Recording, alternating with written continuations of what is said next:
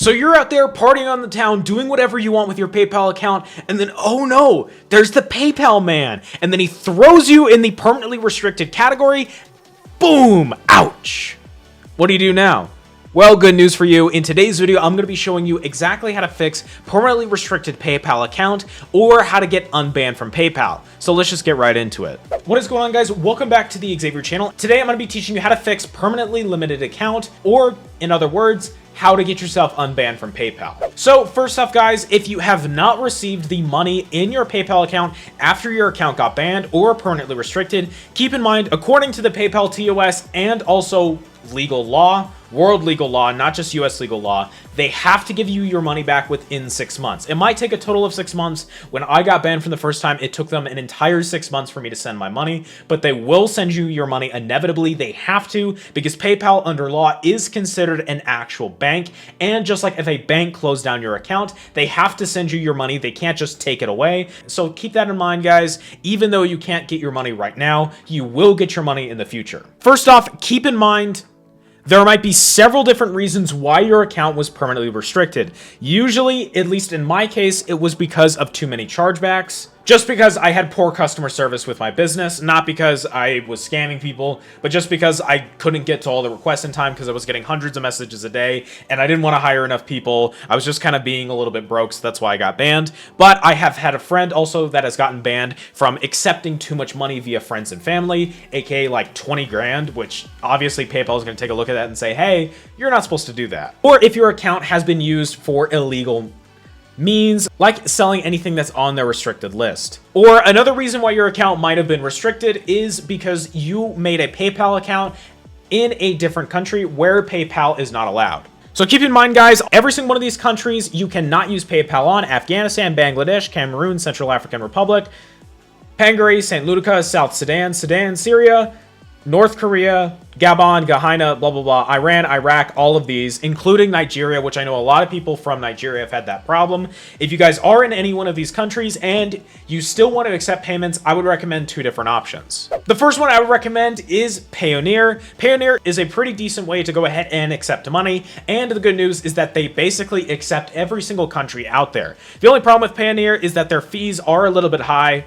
They're about 0.5% higher than that of PayPal's, and they don't have the nice API access that PayPal does, so you can't do things like hook up a WooCommerce store to Payoneer. I would also recommend Wise. Wise I've been really, really good with. I like sending money all over the world with Wise. I'm actually going to go ahead and leave a link to go ahead and for you to sign up for Wise. That's going to give you about $500 USD in total transactions that are going to be completely without fees. So if you guys sign up for that link, you will be able to send up to $500 with no fees. So if that sounds interesting, I'm going to go ahead and leave that link in the description down below. The next thing I would recommend is going ahead and using a Bitcoin wallet. Program I would always recommend for using a Bitcoin wallet is going to be Sparrow. With Sparrow, you can send and receive Bitcoin and then also sell it with different proprietors as well as buy it. The nice thing about Sparrow is that it is completely open source, as well as it runs strictly from your computer only, so you're not paying any fees except the actual network fees. Plus, they have a ton of features that none of the other crypto processors have, so I would highly recommend Sparrow above all else. If you are in the US though, and you do want to use Bitcoin, I would recommend instead installing CashApp, because CashApp will allow you to buy and send Bitcoin super easily. That's what I use to buy and send Bitcoin. I've paid developers and editors thousands of dollars through that. I've gotten paid thousands of dollars through CashApp Bitcoin. And if you guys are interested in signing up for CashApp, I'm going to go ahead and leave a link for CashApp in the description down below. And if you guys go ahead and sign up with my CashApp link that's going to be in the description, you will get a free $5 upon linking a bank account and then sending someone $5. So you could send me $5. I'm going to go ahead and leave my CashTag in the description down below, and then I will refund you and you will get a free $5 that you can do literally whatever you want with. But let's say you are hard set on using PayPal. Like, PayPal is what you want. What I would recommend is going back to the PayPal site and clicking on the help. And then what I would recommend doing is that I would recommend just straight up calling PayPal and telling them, hey, my account was banned for this reason. I don't want it to be banned, and I want to see what we can do about it. Maybe PayPal can work with you. If PayPal cannot work with you, what I would recommend doing instead is that I would recommend just creating an entirely new PayPal account. But you cannot use your identification number. In the States, it's an SSN, but it might be a federal ID for you, depending on your country. You cannot use the same SSN twice because PayPal will just instant ban you on the other account. What I would do instead is I would recommend setting up a LLC. What I use to set up my LLCs is going to be LegalZoom. I don't have a link for them or anything, so I'm basically just going to be recommending this from my own heart. If you guys want a LLC, all you got to do is you got to go to LegalZoom, you got to go to business, and you got to open your own LLC. Just go ahead and click on the basic version right here, and then you will go ahead and get your articles of organization as well as the documents in whichever state. Keep in mind this is for the United States citizens only. I don't know how to open a bank account in any other country. This is only for US people. But as a foreigner, you can open a business and get what's called an EIN, which is an employee identification number. Instead of using our SSN to sign up for PayPal, we're going to use the EIN to sign up for PayPal, and we'll still be able to use PayPal, and it will be separated from our own person because it will be an LLC. I have like 4 different PayPal accounts for 4 different businesses using 4 different EINs, and I got them all for basically completely free using LegalZoom. So all you need to do is that you need to click for my LLC for free, and then after that you need to look up IRS EIN sign up. And then right here from the IRS, you will be able to apply for a EIN. All you need to do is you need to hit this apply online now button. After your business has been formed by LegalZoom, you go ahead and put what your business name was, what your business identification number is, what kind of business you have. So there's like a business code.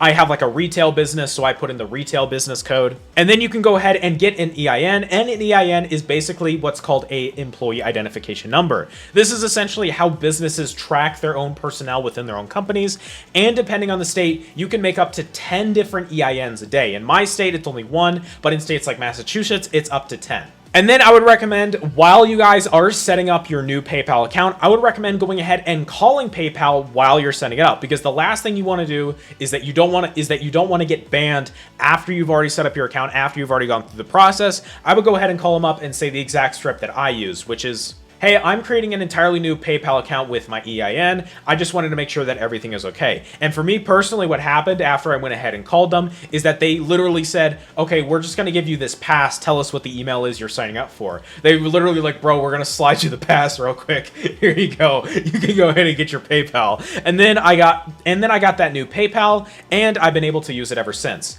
After you guys get your fresh new PayPal, what I would recommend you do is that you do what's called warming up. This is essentially just warming up a brand new finance account. What I would do is I would do at least 10 different transactions from at least 2 different accounts. So 5 different transactions on 2 different accounts, totaling up to about $500. So you could do $50 every single one, excluding PayPal fees. Now, obviously, you're going to have to eat the fees. That's going to be about $30, $40, $50 in PayPal fees. But the reason why we go ahead and warm up an account like this is so we can get our PayPal limits a lot higher, because my PayPal limit on my account right now is something like $15,000. But when I started the account after I got banned, it was literally at only $1,000. And what that meant is that any money that I made over that $1,000, they were going to hold for up to 21 days. Obviously, this is a real conundrum because at the time I was running a dropshipping store, and if I have $20,000 with, 100 different orders to fulfill, I'm going to be out like 10 grand fulfilling those orders. And personally, as a business owner, that makes me really, really uncomfortable. So that's why I'd recommend warming up your PayPal account like that. But guys, those are all of the tips for fixing a permanently restricted or getting unbanned from PayPal. If you guys did enjoy today's video, make sure to go ahead and click on this video that you see in front of you. Just do it without thinking.